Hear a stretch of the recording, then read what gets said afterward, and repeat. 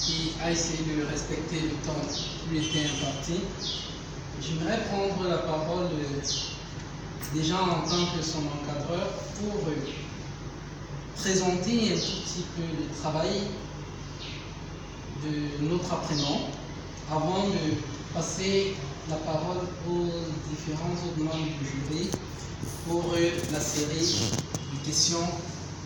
Et je conclurai cette phase de questions d'échange par une série de questions qui seront aussi posées aux candidats.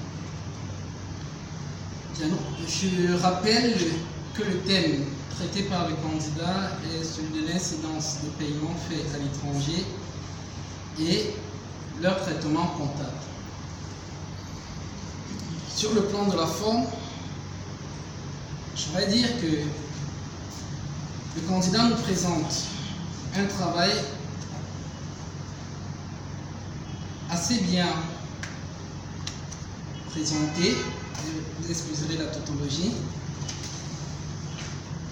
qui est constitué de 2 chapitres presque équilibrés. On va noter un premier chapitre de 23 pages, un second de 18 pages. Les 2 chapitres, chacun des 2 chapitres étant divisé en 2 parties. Pour le chapitre 1, nous avons une première partie de 12 pages et une seconde partie de 11 pages. Le chapitre 2, malheureusement, dans sa subdivision, concerne des parties un tout petit peu déséquilibrées.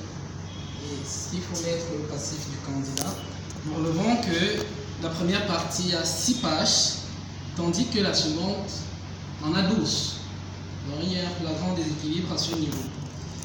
Bien évidemment, toutes ces parties sont encadrées par une introduction de 2 pages et une conclusion de 2 pages. Globalement, dans l'ensemble, le travail il est assez bien équilibré. Autre chose à relever comme anomalie sur le plan de la forme, c'est le sommaire, la position du sommaire qui ne semble pas être celle préconisée par la méthodologie. Le sommaire, en principe, devait précéder l'introduction.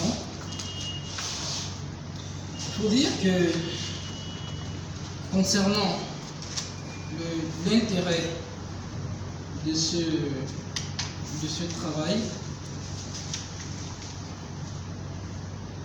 nous devons simplement noter que dans un contexte marqué par la globalisation des échanges, marqué par l'ouverture des économies, il est normal de prendre en considération la fiscalité des opérations faites entre une entreprise interne et des entreprises situées à l'étranger.